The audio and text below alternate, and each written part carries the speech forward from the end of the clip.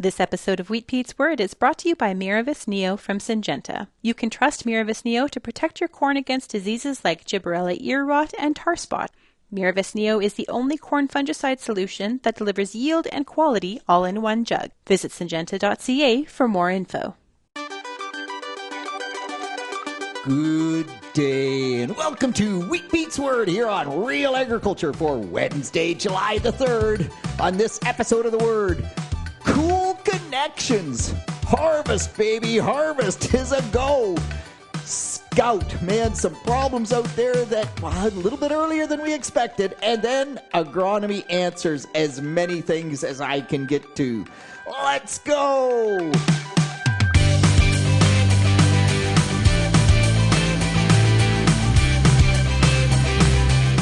Yes, cool connections. So my great friend Woody from Chatham, Kent, Dresden area, he's in the UK at a conference, and he meets this chap named Frederick from Denmark, and they get chatting, and what do they have in common?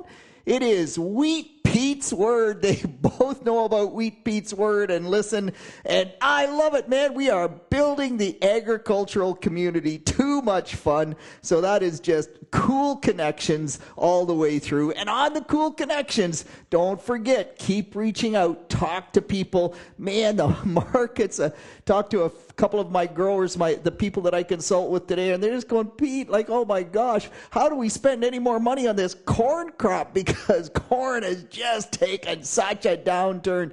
Yeah, it'll pass. Everything will come together. In fact, Adam Pfeffer from Bear tweeting out a picture of his replanted corn, and so it's no longer knee high for the 1st of July. It is now ankle high by the 1st of July for the win. For those people that have struggled to get crop in, boy, ankle high, nice uniform corn on the 1st of July. We'll take it. And hopefully at harvest, it turns out absolutely excellent. And on that note, harvest is underway. The winter barley crop going hard. Winter wheat has started as well.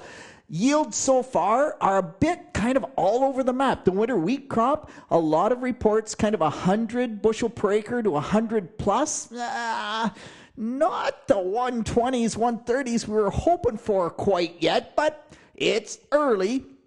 Winter barley from 110 bushels per acre to 180 bushels per acre, and you just go, wowzers, now 180, that's where we'd like to see everybody, but lots going on. So I'm driving past fields where they've harvested the winter barley, and they're making ruts in some of these fields to get the winter barley out of the field. And that's because of how much rain we've had. And by the way, don't forget, the winter barley, it's used a ton of moisture.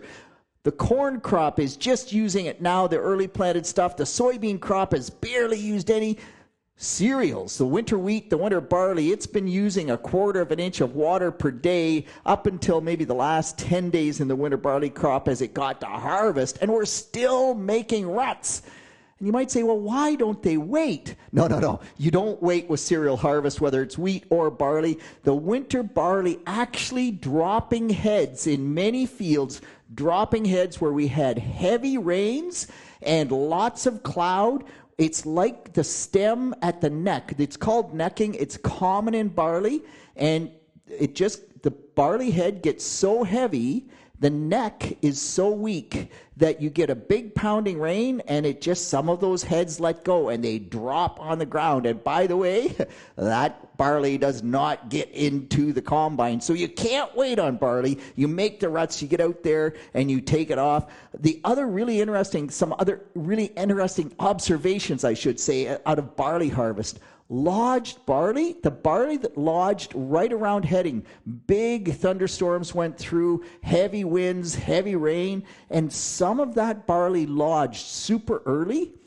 Some operators reporting when they're going through those early lodge spots that the yield of the barley is almost 50% the yield of the barley that continue to stand. Man, when it lodges early, you lose basically a bushel per acre per day that it's lodged before harvest, and so 50% yield loss. That's massive, but a lot of those heads just empty. The conductive tissue is broken, and we just didn't get much grain fill at all. The other thing is a lot of small kernels. And why do we get a lot of small kernels? Because the head count was there, the kernel count was there, and even Mark from Napanee tweeting out, man, this cool, cloudy weather, really extending grain fill. He's along the lake. He didn't get pounded with the high temperatures a couple weeks ago.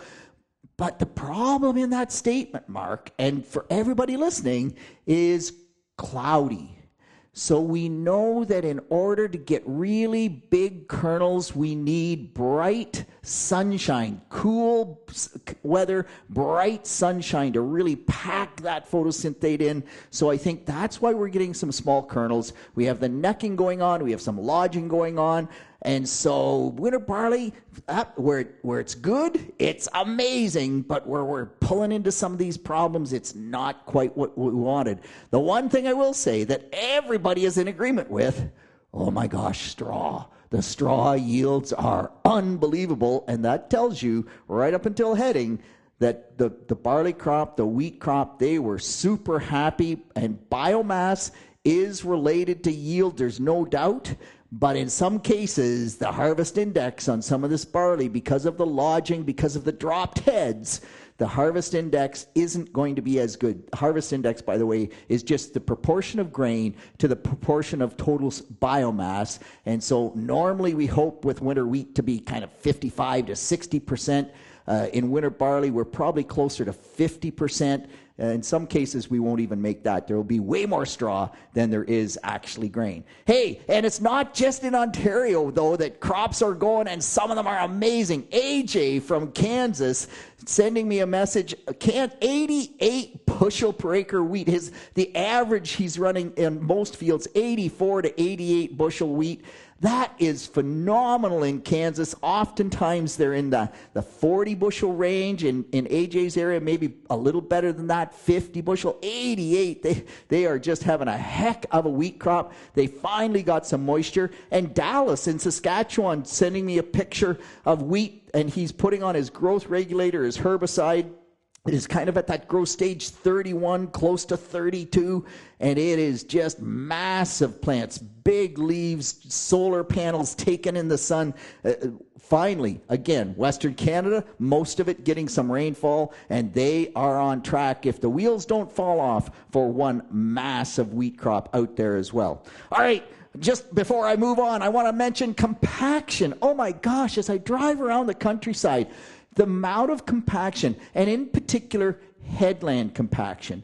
There's lots of compaction where growers work the ground too wet. You can see the tillage lines, and you can see where it was too wet in some of the field because the corn is yellow. Although on the early planted corn, because we've had continued moisture, the corn is managing to outgrow that. It went yellow, it went off color, it was struggling to grow roots, but it's gotten past that initial brace root formation. Those brace roots have gotten out through the compacted zone, and it's coming back. Yield will be impacted, but maybe not as much as it, well, absolutely actually, not as much as it would have been had it stayed dry or gone dry partway through. But nonetheless, in particular the headland compaction, you just look at it and say, wow, those first 4 or 6 rows where the tractor and the implements don't really get to on the headland as they turn, they're gorgeous. And then you just go in and that next 10 rows, something like that, it just is yellow and ugly and short and purple and nutrient deficient. And then you get into the field in proper, and for the most part, she's pretty good again.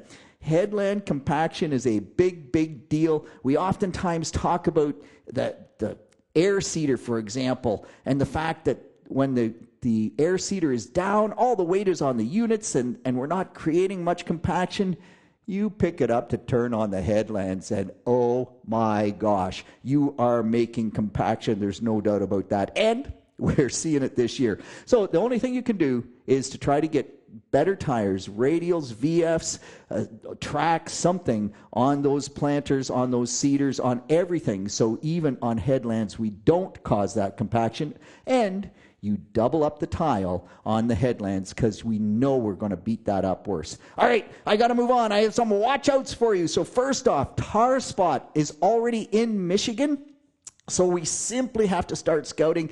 As of doing this podcast, and it is Wednesday, July 3rd, early in the morning. I will talk to Albert today at Diagnostic Days. Maybe he will say, yes, Peter, I was out Tuesday night. I saw a tar spot. But as of yesterday, I talked to Albert the 2nd of July. He had not found tar spot in Ontario yet, but it's in Michigan. So for the early planted corn, it's still a VT. It's still that typical fusarium or gibberella fungicide application that we're going to look at to control tar spot. Remember that tar spot really needs 6 weeks in order to go through enough life cycles to devastate a corn crop. So on the early planted corn, haven't found it in Ontario yet, we are okay to wait until VT. On some of the later planted corn, the June 15th corn, we'll have to scout closely because if it starts early and gets ramping up and gets 6 weeks before we get there, or even 4 weeks before we get there, then I really do think we may have to spray before VT to control it. It's just a scout. That's what that note is. Scout. And talk about scouting. Wow, Tyler, good eyes. Tyler tweeting out a picture of soybean aphids in his soybean crop on June the 27th. So just another one of those things. Hopefully we have enough ladybugs coming out of the wheat crop, syrphid larvae, and all those things to feed on those soybean aphids and not let them be a problem. But get out there and scout because they can be pretty devastating, particularly if it now turns dry and we get into those situations where warm temperatures, dry weather, 30-ish degrees, great soybean growing weather, but also great for soybean aphids. So scout. All right, I want to move on to the agronomy answers. First up, a caller saying, hey, Peter, so I'm wondering, what about nitrogen on my corn crop now? It's kind of getting to be that knee-high or almost waist-high. I'll go out and I'll pull a nitrate sample. Whoa, stop. Can't do it. Nitrate samples are a great tool, but you have to know how to interpret them. And I've talked to many people that have pulled nitrate samples. They get the results back. Gerard actually sending me a text saying, Peter, how much do I believe these nitrate results? Because they're saying to apply 0 nitrogen. They are a guide, and you have to look at how much nitrogen you've applied, how much manure, how much organic amendments over the history, and what is reasonable, and adjust it based on the nitrate sample. But if you are going to nitrate sample waist-high corn, that result means nothing. Because as soon as the corn crop hits the rapid growth stage, so anything over knee-high, it's growing so fast, it's pulling all the nitrate out of the soil, and over time, even if you have 300 pounds of nitrogen applied per acre, over time, that nitrate level will go to 0. Greg Stewart did a bunch of this work back when he was with the Ministry of Agriculture and Food, and the corn crop has such a nitrogen demand. As its rapid growth phase, it pulls those nitrate levels to 0. So trying to interpret them over knee-high corn is just about impossible. Use those nitrate samples you pulled earlier and use them with everything else that you have to make the best nitrogen recommendation that you absolutely can. All right, next, fungicide on soybeans. So a great study that Lauren Benoit, she's with Bayer, an excellent agronomist, and she sends out a weekly or bi-weekly newsletter. She found a North Dakota study, and I've had this argument so many times with Albert Tenuta. It's kind of like, so spray at R2.5 or spray, and some of the time, or spray at R1. And I'm looking at him saying, Albert, when I spray at R1 in my no-till soybeans, most of the fungicide is hitting bare dirt because they just haven't canopied. Really cool study from North Dakota State that Lauren found. And canopy matters. It makes perfect sense. So in that study, and remember that we would normally say if you're a one-spray person for soybean fungicides, you are going to spray at R2.5. And if you're a two-spray person, you're going to spray basically at R1.5 or right at the beginning of R2. R2 is when there's a flower at the upper two nodes on 75% of the plants in the field. You're going to spray right before that or right around that time frame, and then come back 10 days to 2 weeks later with your second fungicide application in those really heavy white mold prone fields.